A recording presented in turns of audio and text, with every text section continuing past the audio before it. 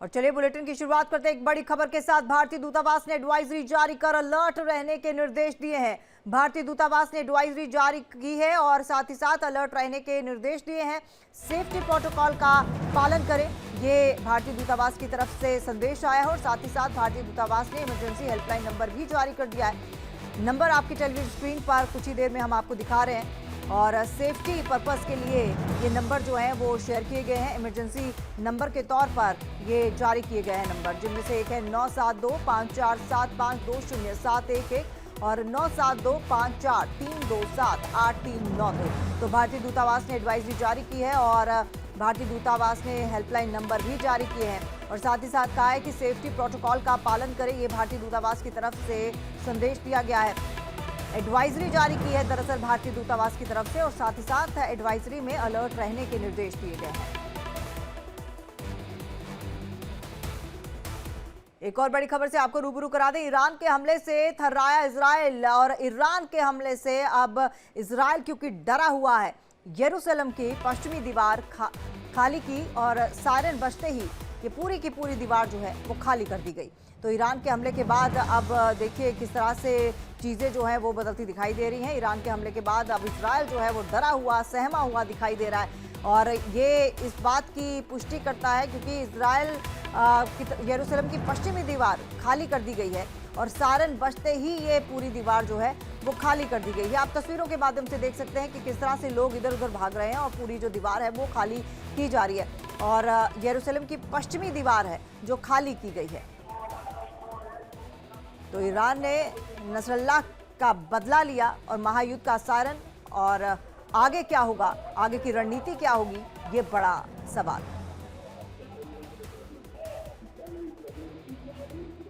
और हमारे साथ इसी खबर पर हमारे मेहमान जुड़ चुके हैं पीके सहगल, ज़्यादा बातचीत के लिए।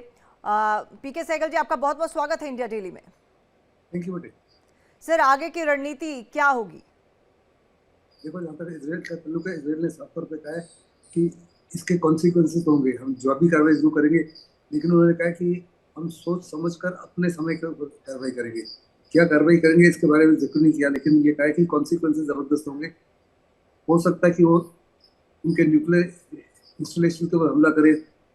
ऑल्टरनेटिवली बहुत बड़े वहाँ पे गैस और ऑयल के भंडार हैं, उनके ऊपर हमला करें, जिससे बहुत बड़े भयंकर आग वगैरह लग जाएगी।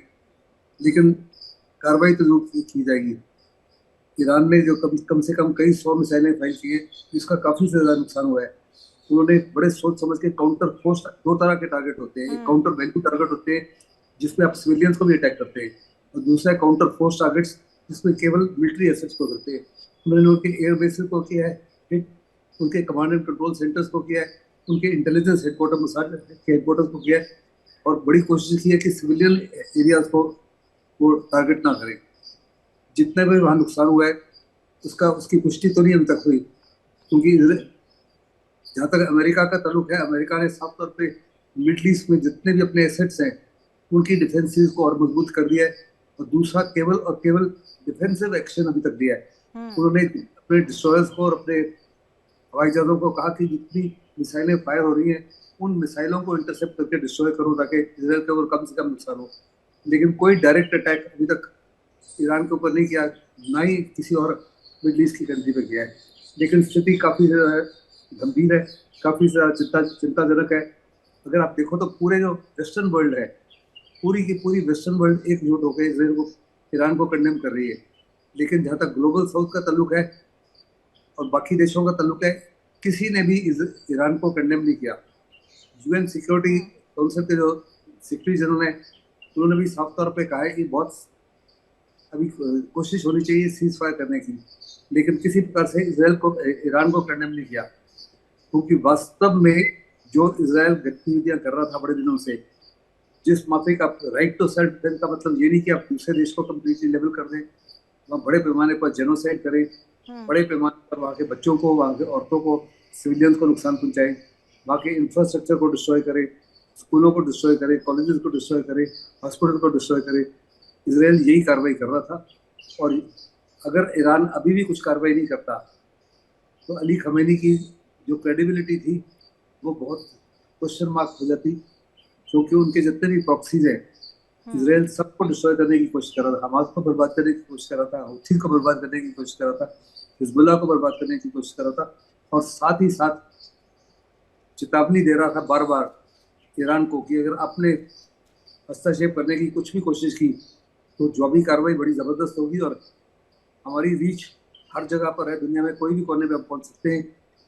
और ये आपको एक किस्म से, लेकिन ईरान ने साफ तौर पर कहा है कि हमने 3 चीजों का बदला लिया है। एक नसरुल्लाह के डेथ के ऊपर, दूसरा हानिया के डेथ के ऊपर, और तीसरा जो नसरुल्लाह के साथ में एक ईरान का जनरल मारा गया उसके ऊपर। और साथ ही साथ उन्होंने कहा जो हमारी सॉवरेनिटी को अपने का उल्लंघन किया, हानिया को अपने ईरान के अंदर ही मारा, हमारी सॉवरेनिटी का उल्लंघन किया, हमने उसका बदला लिया है। और जहां तक हमारी तरफ से कार्रवाई थी वो कंप्लीट हो चुकी है। और अगर इसराइल ने बड़े पैमाने पर कोई जवाबी कार्रवाई की तो अगला हमला जो है ईरान की तरफ से और भी ज्यादा हानिकारक, और भी ज्यादा भयंकर, और भी ज्यादा कृषि होगा। बिल्कुल जी सर, आप बने रहिए हमारे साथ फॉरेन मामलों के जानकार संजीव श्रीवास्तव भी इस वक्त जुड़ चुके हैं। संजीव जी, आपका बहुत बहुत स्वागत है इंडिया डेली में। सर, जिस तरह से हमारी बात हो रही थी सर से, तो उनका कहना है कि आगे आने वाले दिन और भी ज़्यादा खतरनाक या फिर और भी मुश्किल भरे हो सकते हैं। आप क्योंकि फॉरेन मामलों के जानकार हैं, विशेषज्ञ हैं, क्या कुछ आपका कहना है इस पूरे मसले पर?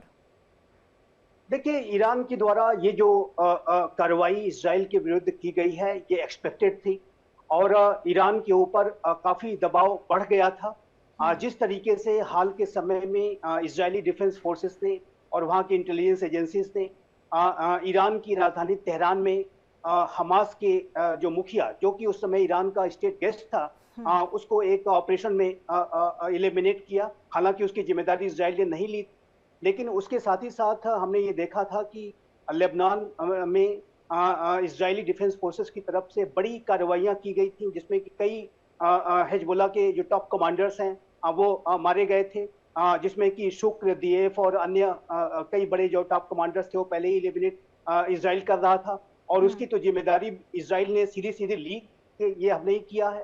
तो ये जो, और उसके बाद हसन नसरल्लाह को जिस तरीके से इजराइल के द्वारा एलिमिनेट किया गया, और उसके साथ साथ हिजबुल्लाह की जो आधे से भी ज्यादा जो टॉप लीडरशिप है उसको जिस तरीके से एलिमिनेट कर दिया, उससे ईरान के ऊपर दबाव बहुत बढ़ गया था। क्योंकि ईरान के अंदर उसकी हार्ट ऑफ द सिटी में जाकर के, उसकी राजधानी में जाकर के इतना बड़ा हमला कर देना, और उसके बाद उसके प्रॉक्सी के ऊपर इतना बड़ा हमला कर देना, प्रॉक्सी के चीफ को ही समाप्त कर देना, तो ये ईरान के द्वारा ये जो कार्रवाई थी वो अपेक्षित थी, और उसको लेकर के इजराइल और यूनाइटेड स्टेट्स ऑफ अमेरिका तैयार थे।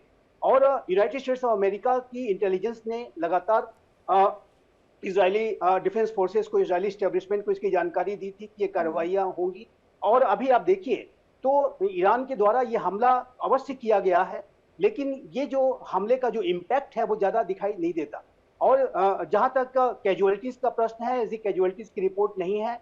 और जो आयरन डोम सिस्टम और उसके अलावा जो अन्य जो मल्टी लेयर्ड जो इजराइल का जो एयर डिफेंस सिस्टम है, उसने काफी अच्छे तरीके से अपना काम किया। और साथ ही साथ यूनाइटेड स्टेट्स ऑफ अमेरिका ने अपने जो पूर्वी भूमध्य सागर में जो गाइडेड मिसाइल डिस्ट्रॉयर्स को जो तैनात कर रखा है, उसने भी काफी सक्रिय भूमिका निभाई है। जॉर्डन की टेरिटरी से भी अमेरिका ने इस तरीके की मिसाइल्स को मार गिराया है।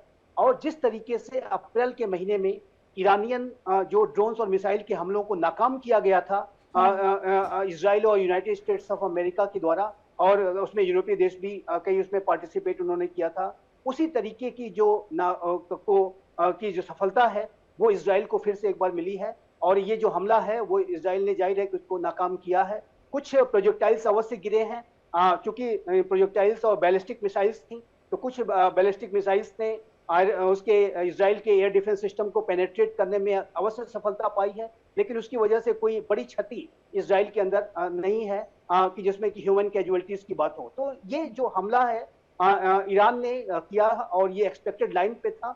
लेकिन इतना कहने के बाद मैं अवश्य कहूंगा कि इसे इजराइल रिस्पॉन्ड करेगा, और इसे इजराइल समय के अनुसार, अपने चूजिंग के अनुसार, अपने रणनीति के अनुसार उसको रिस्पॉन्ड करेगा। और इजराइल का आने वाले समय में आप देखेंगे कि चाहे वो हिजबुल्लाह हो, चाहे वो हूती हो, उसके विरुद्ध जो ऑपरेशंस हैं वो और तेज गति से आगे बढ़ेंगे, क्योंकि इजराइल वर्तमान समय में अपने अस्तित्व की लड़ाई लड़ रहा है।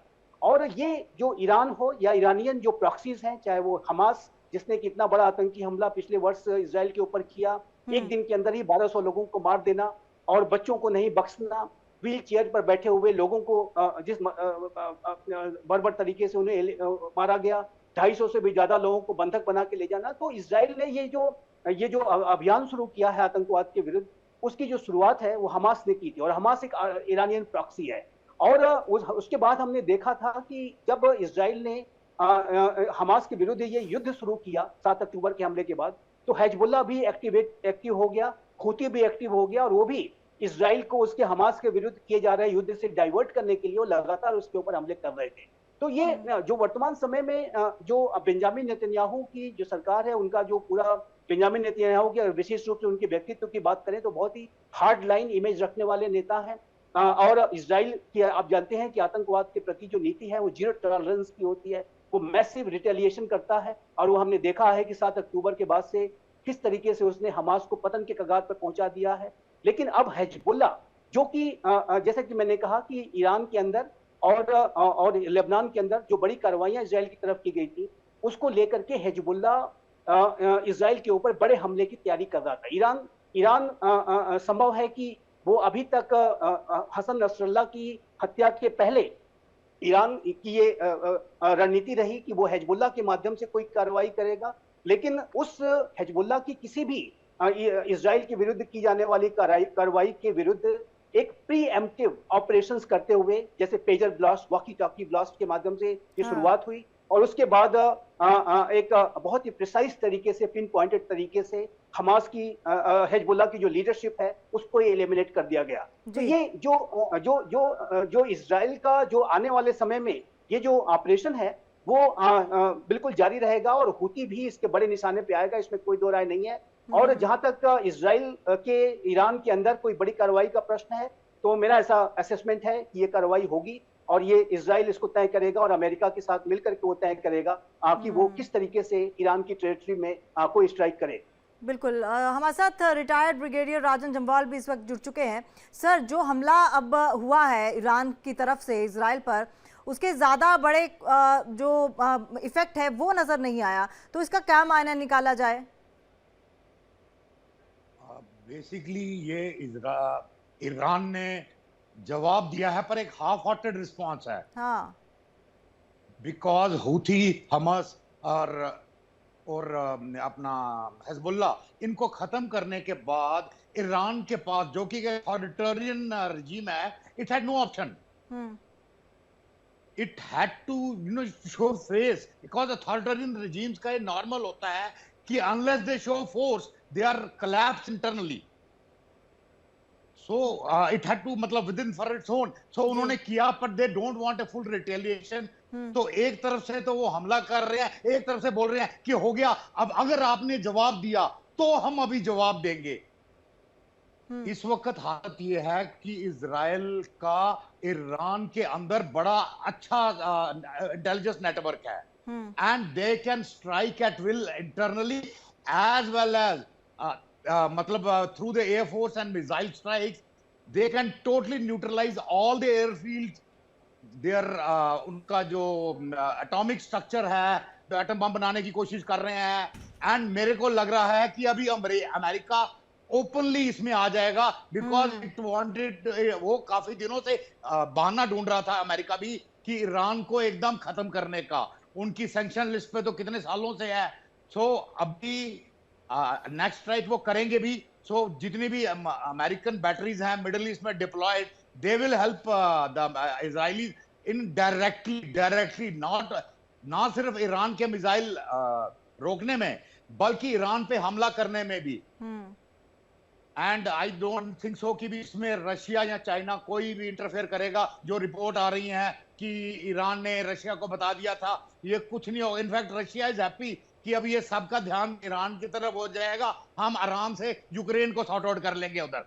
तो दिस इज सबके लिए ये ठीक हो रहा है, तो सिर्फ ठीक नहीं हो रहा ईरान के लिए, और ईरान के लिए भी शायद उनकी आम जनता भी चाहती है कि इसी बहाने हमें भी अपने इस रिप्रेसिव लीडरशिप से एकदम निजात मिल जाए। So I see it escalating but ending up finally ये पूरा जो मिडिल ईस्ट का जो एक्सेस था 3 अक्ष का स्पॉन्सर्ड बाय ईरान, इसका पूरा खात्मा मैं देख रहा हूं आने वाले समय में। और इवन बाकी जो अरब देश हैं वो भी चुप करके तमाशा देख रहे हैं, बिकॉज वो भी चाहते हैं, वो मुंह से बोल नहीं सकते, बट वो बोल नहीं सकते, पर वो मतलब चाहते हैं कि ऐसा हो, क्योंकि वो भी तंग है। हूथीज ने सऊदी अरेबिया पे हमला किया हुआ है, वो जॉर्डन ने खुद पैलेस्टीनियंस को मार मार के अपने देश से भगाया था। तो इनके इंटरनल डायमेंशन इतने हैं कि वो ठीक है इस्लामिक कॉज के लिए वो मुंह से कुछ बोलते रहेंगे पर ग्राउंड पे कुछ नहीं करेंगे। बिल्कुल, एक बार फिर से रुक कर लेते हैं पीके सहगल जी का। सर, मैं आपसे जानना चाहूंगी, इस पूरा जो घटनाक्रम अभी चल रहा है, कितने सालों से हम देख रहे हैं, इसमें अमेरिका की जिस तरह की भूमिका है उसके क्या मायने निकलते हैं, उसके क्या पहलू निकलते हैं? अमेरिका का तल्लुक है, अमेरिका ने इस समय तक कोई बड़ी कार्रवाई नहीं की। हाँ। सोच समझ कर कार्रवाई कर रहा है। वो नहीं चाहता कि ये युद्ध बहुत बड़े पैमाने पर फैल जाए। उन्होंने कम्प्लीटली डिफेंसिव एक्शन दिए, जैसे कि मैंने कहा कि उनके जितने भी एसेट्स हैं और जितने भी एयर बेस हैं मिडल ईस्ट में, उन सबको और सुरक्षित कर दिया है। और दूसरा, उन्होंने अपने जितना भी जमावड़ा है वहाँ पे उनका रेड सी के अंदर, अपने हवाई जहाज़ों को और अपने डिस्ट्रॉयर्स को कहा है कि जितनी भी मिसाइल्स फायर हो रही है इसराइल के ऊपर, ज़्यादा से ज़्यादा उनको इंटरसेप्ट किया जाए। जहाँ तक ईरान का ताल्लुक था, ये उसका हाफ हार्टेड अटैक नहीं था, बड़ा सोच समझ के कैलिब्रेटेड अटैक था। वो इतना बड़ा अटैक नहीं करना चाहते थे जिससे कि युद्ध बहुत ही बड़े पैमाने पर बढ़े। तो उन्होंने साफ तौर पर इशारा किया है इसराइल को कि अगर आप रिएक्ट करोगे तो कॉन्सिक्वेंसेस इससे भी ज़्यादा खराब होंगे। अभी इसराइल क्या करता है, किस समय करता है, किस तरीके से करता है, ये तो समय बताएगा। क्या इसमें अमेरिका डायरेक्टली इन्वॉल्व होगा, ब्रिटेन डायरेक्टली इन्वॉल्व होगा, इन द सेंस कि क्या वो वास्तव में हमले करेंगे ईरान के ऊपर? अगर वो करते हैं तो ईरान के पास बहुत बड़ी ताकत है एज ऑफ टुडे। जो आप कह रहे हैं कि डायरेक्टली इन्वॉल्व होगा, इसका मेरे को लगता है कि एक बार ब्रिगेडियर साहब से इसका जवाब ले लेते हैं। सर, आपको क्या लगता है, क्योंकि अभी जैसे आप बोल रहे थे आपका ये कहना था कि शायद अमेरिका इसमें अपनी भूमिका अदा नहीं करेगा, आपको क्या लगता है कि डायरेक्टली इन्वॉल्व हो सकता है क्या? देखिए, अमेरिका डायरेक्टली इन्वॉल्व होगा, 3-4 कारण हैं। हाँ। एक तो मतलब जो मैंने पहले बताया कि अमेरिका ऐसी अपॉर्चुनिटी मतलब बहुत देर से ढूंढ रहा था, उसने सैंक्शन ट्राई कर लिए, सब कुछ ट्राई कर लिए, पर मतलब जो टोटल मतलब रेजीम चेंज वो ईरान में चाहता था वो नहीं हो पाया, और ये एक बड़ा अच्छा मौका है उसके लिए। दूसरा है कि अमेरिका में खुद इस वक्त इलेक्शंस हो रहे हैं अगले 2 महीने बाद। इस वक्त गवर्नमेंट किसी भी तरीके से अपने आप को कमजोर नहीं दिखा सकती, बिकॉज अभी फिर जो ट्रंप इस वक्त क्या नेक से नेक चल रहा है, अभी आप देखेंगे अगर अमेरिकन गवर्नमेंट ने कुछ नहीं किया तो आप ट्रंप की स्पीचेस देखिए, वो फिर मतलब पूरी हवा अपनी तरफ घुमाने की कोशिश करेगा इनके इनएक्शन को लेके। तो उनके भी इंटरनल डायमेंशंस उनको फोर्स करेंगे कि ओपनली इजराइल के सपोर्ट में आए। And I think back hand में देयर कुड बी एक कोई डील इसी चक्कर में यूक्रेन और रशिया के चक्कर में रशिया के साथ हो सकती है कि भैया हम वहां से थोड़ा सा कमजोर करते हैं, तुम यहाँ पे कुछ मत करना, ना इनको कोई सपोर्ट करना, ना हथियार देना, इनको हम संभाल लेंगे, आप बीच में मत आना, हम थोड़ा वहां से हट जाएंगे। बिल्कुल प्रोबेबिलिटी है ऐसी कोई डील हो जाए, और हो सकता है ऐसी डील हो चुकी हो। चलिए, आप सब लोग हमारे साथ बने रहिए। एक बड़ी खबर भी हम बता दें इसी से जुड़ी हुई, ईरान के हमले पर राष्ट्रपति जो बाइडेन का बयान आया, उन्होंने कहा कि अमेरिका पूरी तरह से इजराइल के साथ है। ये बड़ा अपडेट है, बाइडेन की तरफ से ये बयान आया है कि अमेरिका पूरी तरह इजराइल के साथ है और अमेरिकी सेना ने इजराइल की रक्षा का समर्थन किया है। तो हम प्रभाव का आंकलन कर रहे हैं और यही बातचीत हम कर भी रहे थे, और इसी से जुड़ा बड़ा अपडेट भी आ गया कि ईरान के हमले पर अब राष्ट्रपति जो बाइडेन, अमेरिका पूरी तरह से इजराइल के साथ है, ये जो बाइडेन का बयान आया है, और अमेरिकी सेना ने इजराइल की रक्षा का समर्थन किया है। तो एक बार फिर से रुक करते हैं, हमारे तमाम मेहमान हमारे साथ जुड़े हुए हैं। सर, देखिए, जिस मुद्दे पर हम बात कर रहे थे उसी से बड़ा अपडेट आ गया। अब जो बाइडेन का बयान आया है कि अमेरिका पूरी तरह से इजराइल के साथ है, डायरेक्टली अब बोल दिया, जो डायरेक्ट इनडायरेक्ट की हम बात कर रहे थे। क्या कहना चाहेंगे आप? संजीव श्रीवास्तव जी, आपके पास आती हूँ। देखिए, यूनाइटेड स्टेट्स ऑफ अमेरिका पूरी तरीके से इजराइल के साथ खड़ा है, और ये जो ईरान की तरफ से ये जो हमला किया गया उसको नाकाम करने में यूनाइटेड स्टेट्स ऑफ अमेरिका के जो एसेट्स हैं जो गाइडेड मिसाइल डिस्ट्रॉयर्स हैं, फाइटर जेट्स हैं, उन्होंने बड़ी भूमिका निभाई है। अमेरिका ने पहले से ही इंटेलिजेंस इनपुट्स दिए थे इजराइल को, और इजराइल इसके लिए प्रिपेयर्ड था, अमेरिका इसके लिए प्रिपेयर्ड था। और ये जो ईरानियन हमलों को रोकने का जो ऑपरेशन है वो अमेरिका और इजराइल ने ज्वाइंट तरीके से किया है। और इस तरीके के हमले को एक बार फिर से जो ईरान ने 6 महीने के अंदर दूसरी बार ये हमला किया है इजराइल के ऊपर, उसको नाकाम किया है। और यूनाइटेड स्टेट्स ऑफ अमेरिका आने वाले समय में मेरे असेसमेंट के मुताबिक इस बात की कोशिश करेगा कि इस पूरे युद्ध का कोई रीजनल एस्केलेशन ना हो। और ये जो युद्ध है अभी भी अमेरिका की कोशिश यही होगी कि ये स्टेट टू स्टेट वॉर में न जाए। लेकिन जहां तक इजराइल के ऊपर ये इस हमले को रिस्पॉन्ड करने का प्रश्न है, तो ये जो रिस्पॉन्स इजराइल एप्रोप्रिएट टाइम पर अपनी रणनीति के अनुसार अपने समय और पोजीशन पे वो हमला और उसको रिस्पॉन्स करेगा। और उस रिस्पॉन्स में जो कि इजराइल ईरान के प्रति जो सीधा रिस्पॉन्स करेगा, उसमें अमेरिका के साथ वो कोऑर्डिनेट करते हुए ही करेगा। तो वर्तमान समय में जो स्थिति है वो काफी चिंताजनक है, काफी तनावपूर्ण है। अमेरिका इस बात को जानता है कि यदि इस युद्ध का रीजनल एस्केलेशन होता है तो ये पूरे विश्व में जो एनर्जी सप्लाई चेन्स हैं उसको बहुत गंभीर तरीके से बाधित करेगा।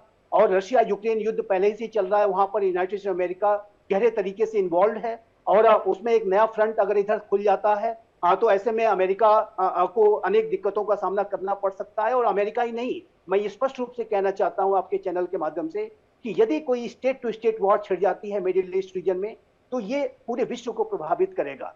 इसी वजह से ये इस बात की बेहद आवश्यकता है, सख्त आवश्यकता है कि इस युद्ध का रीजनल एस्केलेशन ना होने दिया जाए। और ईरान की तरफ से अभी जो बयान आए हैं, ईरान के राष्ट्रपति की तरफ से जो बयान आया है, उससे संकेत मिलते हैं कि ईरान भी नहीं चाहता है कि इस युद्ध का कोई रीजनल एस्केलेशन हो। उसने ये जो कार्रवाई की है, जाहिर है कि ईरान को अपनी जनता को भी दिखाने के लिए और अंतर्राष्ट्रीय समुदाय को भी दिखाने के लिए कि वो कमजोर नहीं है और उसके विरुद्ध इतनी बड़ी जो कार्रवाइयां हुई हैं उसको वो रिस्पॉन्ड करने में सक्षम है, समर्थ है।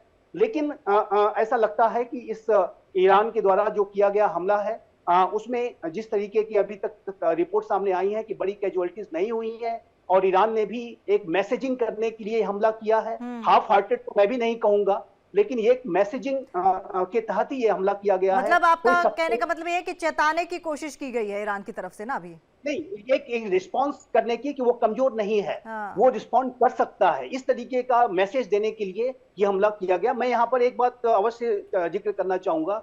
2020 में जब ट्रंप एडमिनिस्ट्रेशन अमेरिका में था तो उसने कासिम सुलेमानी को बगदाद में मार गिराया था एक ड्रोन स्ट्राइक में। उसके बाद भी ईरान ने यूएस बेसेस को टारगेट करते हुए अनेक मिसाइलें फायर की थी, लेकिन वो जो मिसाइलें इतने कोऑर्डिनेटेड तरीके से फायर की गई थी, वो यूएस बेसिस को वो हिट उसने नहीं किया, उसके आसपास जाकर के गिरी।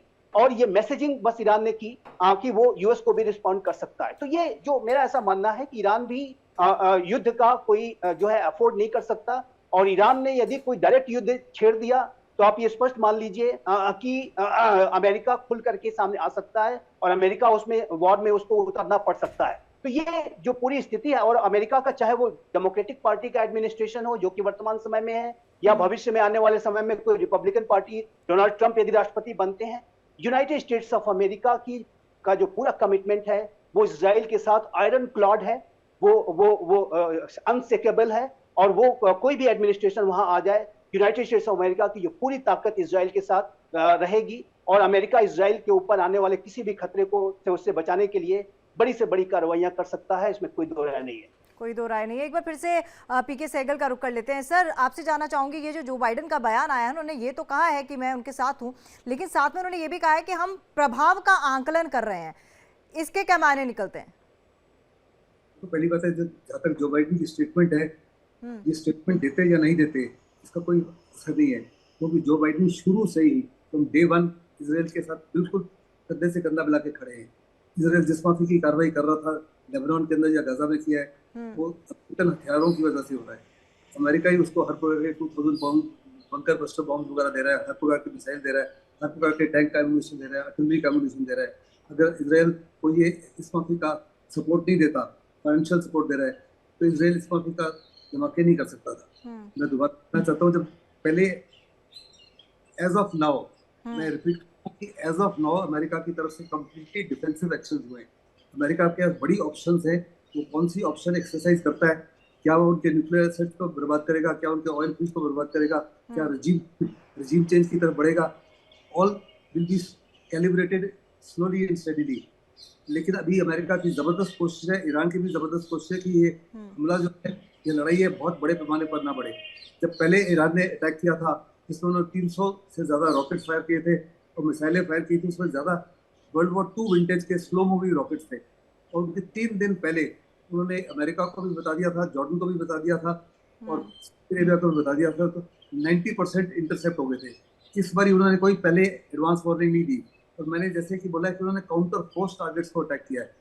उन्होंने इसराइल के उन एसेट्स को अटैक किया जो मिलिट्री से ताल्लुक रखते हैं। इसराइल की 3 सबसे बड़ी जो ताकत है, एक एब्सोल्यूट एंड आउटस्टैंडिंग इंटेलिजेंस, दूसरा टेक्नोलॉजी और तीसरा एयर पावर। और एयर पावर का बहुत बड़े इस्तेमाल कर रहे हैं। ईरान ने उनके एयर बेसिस के ऊपर हमले किए हैं। कितना नुकसान हुआ है उसकी पुष्टि नहीं की। इसराइल कोई भी देश बताता नहीं है। ये कहना कि बहुत कम नुकसान हुआ है, मैं इससे सहमत नहीं हूँ। कितना नुकसान हुआ है इसके बारे में इंफॉर्मेशन बाद में आएगी। जहाँ तक इसराइल का ताल्लुक है, Israel will underplay it, America and the western world will underplay this कि नुकसान हुआ या नहीं हुआ। वो कहेंगे कोई बड़ा नुकसान नहीं हुआ, क्योंकि अगर वो बोलें कि हमने बड़ा नुकसान हुआ है तो वास्तव में हौसला जो है ईरान का, हिजबुल्लाह का, हूथीज का, हमास का बढ़ेगा, इसलिए उसको अंडर प्ले किया जाएगा। लेकिन ये मान के चलिए कि इसराइल में खौफ है। आप दिखा रहे थे कि वेस्टर्न वर्ल्ड जो है, जो इसराइल के लिए बहुत इंपॉर्टेंट है, जूश का न्यू ईयर आने वाला है अगले 2-3 दिनों में। वेस्टर्न वर्ल्ड के ऊपर बहुत बड़े पैमाने पर लोग, लाखों की तादाद में यहूदी इकट्ठे होते हैं। उस वॉल को खाली करना और उनको डर साफ तौर पर दर्शाता है कि काफी से ज्यादा इफेक्टिव रहा है ये अटैक। क्योंकि जैसे मैंने पहले कहा, पहले उन्होंने वर्ल्ड वॉर 2 विंटेज के ज्यादातर वो रॉकेट्स फायर किए थे, मिसाइलें बहुत कम फायर की थी। अभी ज्यादा पहले फायर किए हैं जो प्रिसीजन गाइडेड है और वो स्टिक टारगेट के ऊपर, जिसके ऊपर हमला किया उसके ऊपर उसको काफी नुकसान पहुंचा सकती है। मैं दोबारा बोलना चाहता हूँ कि 6 से 7 एयर बेसिस हैं, उनके एयर बेसिस के ऊपर कितना नुकसान हुआ है और उनके इंटेलिजेंस गैदरिंग के ऊपर कितना नुकसान हुआ है। क्योंकि टेक्नोलॉजी का तो ईरान, इसराइल के पास टेक्नोलॉजी सिक्योरिटी तो है, लेकिन अगर उनका इंटेलिजेंस नेटवर्क को कुछ नुकसान हुआ है, खास करके मोसाद को और एयर बेसिस को नुकसान हुआ है, तो वास्तव में रिटेलिएटरी कैपेबिलिटी जो है इसराइल की थोड़ी कम हो जाती है। क्या अमेरिका डायरेक्टली इन्वॉल्व होगा इन द सेंस कि वो क्या क्रूज मिसाइल फायर करता है, क्या हवाई हमले करता है? मुझे लगता है कि वो हवाई हमले जरूर करेगा, लेकिन कहाँ करेगा? हूथीज के अगेंस्ट, हमास के अगेंस्ट, हिजबुल्लाह के अगेंस्ट। सीरिया में कर सकता है, यमन में कर सकता है, इराक में कर सकता है। इराक भी देखो डायरेक्टली चेतावनी दे रहा है अमेरिका को कि आप इंटरवीन मत करना। सर आपके पास आती हूँ, पीके ब्रिगेडियर सर आपके साथ पास आती हूँ। सर मैं आपसे जानना चाहूँगी, जिस तरह से हमला हुआ है और हमने रिपोर्ट भी दिखाई, इससे ये तय था कि इजराइल को पता था, उसको पता था कि ये हमला होगा और शायद इसीलिए इतना ज़्यादा प्रभाव नहीं पड़ा। बिल्कुल, मतलब जैसे उन्होंने लेबनान में अपना फ्रंट खोला तो उनको भी पता लग गया था कि ईरान के पास अभी ऑप्शन नहीं है। अगर उस रजीम ने सरवाइव करना है तो उसको दिखाना पड़ेगा अपनी जनता को कि हम में काबिलियत है और हम इसको बैठे बैठे नहीं ले रहे हैं, हम हरकत कर रहे हैं। इसलिए उन्होंने एक सिंबॉलिक हरकत करी। सिंबॉलिक भी नहीं बोल सकता, बट मतलब इट इज सीरियस। उन्होंने डैमेज किया है, पर डैमेज में कोई कैजुअलिटी नहीं हुई है जहां तक रिपोर्ट आए हैं। आजकल के जमाने में जबकि सैटेलाइट इमेजरी है, आप इंफ्रास्ट्रक्चरल डैमेज नहीं छुपा सकते। हाँ, कैजुअलिटी कितनी हुई है, ये हुए, ये सब छुपा सकते हो, बट इंफ्रास्ट्रक्चरल डैमेज छुपाना बहुत मुश्किल है। वो दुनिया को, इजराइल का जो भी डैमेज हुआ है, आई थिंक वो और 2-4 घंटे में सबके सामने होगा और उसमें कोई शक नहीं है। पाकिस्तान अपना इजराइल इसके लिए पूरी तरह से तैयार था। उसको अपना आयरन डोम की कमियां भी पता है कि वो एकदम ना, इट कैन बी सैचुरेटेड। और वही हर बार जब हुआ है कि 200, 300 मिसाइल एट ए टाइम करते हैं तो उसकी सैचुरेशन लिमिट क्रॉस हो जाती है। बट इजराइलीज ने उस पर भी काम कर लिया है। अभी उसका नेक्स्ट वर्जन बना रहे हैं। आई एम श्योर जल्दी ही वो भी fielding they will field it in the field and ये भी रुक जाएगा। चलिए बने रहिए हमारे साथ। एक और बड़ी खबर आ रही है, उससे भी रूबरू करा दे। इजराइल के तेल अवीव के पास अंधाधुंध फायरिंग की खबर मिल रही है। फायरिंग में करीब 10 लोगों के घायल होने की खबर आ रही है। M16 और AK-47 से 2 लोगों ने अंधाधुंध फायरिंग की है। ये बड़ी खबर आ रही है। हम आपको बता दें कि इजराइल के तेल अवीव के पास अंधाधुंध फायरिंग की खबर मिल रही है और कहा यह जा रहा है कि इस फायरिंग में करीब 10 लोग घायल हो गए हैं और M16 और AK-47 का इस्तेमाल किया गया और 2 लोगों ने M16 और AK-47 से अंधाधुंध फायरिंग की और फायरिंग में करीब 10 लोग घायल हो गए हैं। तेल अवीव के पास ये फायरिंग की खबर मिल रही है। तस्वीरों के माध्यम से आप देखिए, 2 शख्स आपको दिख रहे होंगे और AK-47 M16 इनके पास है और उससे ये लोग अंधाधुंध फायरिंग कर रहे हैं और देखिए किसी ट्रेन से ये बाहर निकलते हैं और उसके बाद ये अंधाधुंध फायरिंग करते हुए जाते हैं और 10 लोगों को घायल कर देते हैं। एक बार फिर से रुक करते हैं, हमारे साथ विदेश मामलों के जानकार भी इस वक्त मौजूद हैं, संजीव श्रीवास्तव। सर, ये खबर एक नया अपडेट आ रहा है कि इजराइल के तेल अवीव के पास अंधाधुंध फायरिंग हुई है, इस पर आपका क्या रिएक्शन? देखिए, ये जो हमले हो रहे हैं बहुत ही कोऑर्डिनेटेड तरीके से ईरान के द्वारा किए जा रहे हैं और हमने देखा था कि एक फायरिंग की घटना सामने आई थी, इसमें कुछ कैसेज भी रिपोर्ट हुई हैं और जाहिर है कि ईरान भी अपने जो इंटेलिजेंस एसेट्स के माध्यम से जो कि उसके इजराइल में हो सकते हैं वो इस तरीके की कार्रवाई कर रहा है और इसी तरीके की जो कार्रवाई इजराइल भी ईरान के अंदर पहले भी करता रहा है। कई न्यूक्लियर साइंटिस्ट को, कई टॉप लीडरशिप को और अभी हाल के समय में जो इस्माइल हानिया को जिस तरीके से तेहरान में इजराइल ने एलिमिनेट किया, उसके पीछे एक बड़ा उसका इंटेलिजेंस जो नेटवर्क है उसने उसका अपना काम किया। तो जाहिर है कि ये जो कार्रवाइयां हैं वो ये ईरान का रिटेलिएशन है और ईरान इस बात को दर्शाना चाहता है, इस बात को स्पष्ट रूप से बताना चाहता है इजराइल को कि वो भी एक इंटेलिजेंस बेस्ड ऑपरेशन इजराइल की टेरिटरी के अंदर भी कर सकता है और वो इस तरीके की जो फायरिंग की जो 2 शख्स दिख रहे हैं, जाहिर है कि ईरानियन असेट्स हैं और इनके माध्यम से अभी ईरान हमला करके वो एक मैसेज देना चाहता है कि वो हर तरीके से इजराइल को रिस्पॉन्ड करने में सक्षम है और ये जो मैसेज है वो ईरान के द्वारा कन्वे किया जा रहा है। लेकिन जहां तक आने वाले समय में यूनाइटेड स्टेट्स ऑफ अमेरिका और इजराइल के रिस्पॉन्स का प्रश्न है, तो ये रिस्पॉन्स अवश्य आएगा और ये रिस्पॉन्स आने का क्या तरीका होगा, किस तरीके से ये जो राष्ट्र हैं ईरान को रिस्पॉन्ड करने जा रहे हैं वो इसके बारे में गंभीर विचार मंथन वो निसंदेह कर रहे हैं। अभी बेंजामिन नेतन्याहू को आपने सुना कि उन्होंने कहा कि ईरान ने एक बहुत बड़ी गलती कर दी है और यूनाइटेड स्टेट्स ऑफ अमेरिका के विदेश मंत्री एंटोनी ब्लिंकन ने स्पष्ट रूप से कहा कि ये उस हमले को जो ईरान ने किया है उसको पूरी तरह से कंडेम करते हैं। हालांकि उन्होंने ये भी कहा कि ये जो हमला है वो इनएफेक्टिव रहा है और ये हमले में ईरान नाकाम हुआ है। लेकिन जो उन्होंने इस बात की अपील भी की, जो एंटोनी ब्लिंकन जिनको हम जानते हैं कि वो लगातार मिडिल ईस्ट रीजन के दौरे करते रहे हैं, लगातार वो इस पूरे युद्ध के रीजनल एस्केलेशन से बचाने के लिए, ह्यूमैनिटेरियन कैजुअलिटीज से इजराइल को रोकने के लिए तमाम अपने प्रयास करते रहे हैं। उन्होंने ये कहा है कि पूरे विश्व की इसकी निंदा करनी चाहिए। तो इस तरीके के अमेरिका के जो बयान आ रहे हैं उससे बहुत स्पष्ट है कि अमेरिका ने इसका एक बहुत ही गहरा न सिर्फ संज्ञान लिया है बल्कि इस हमलों को रोकने में अपनी बड़ी भूमिका निभाई है। लेकिन आने वाले समय में अमेरिका इसे रिस्पॉन्ड करेगा और वो इजराइल के साथ मिलकर के जो इजरायली रिस्पॉन्स अगर कोई होता है जो कि समय पे आने पे हम उसको देखेंगे कि किस तरीके का रिस्पॉन्स हो सकता है, उसमें अमेरिका की भी भूमिका होगी।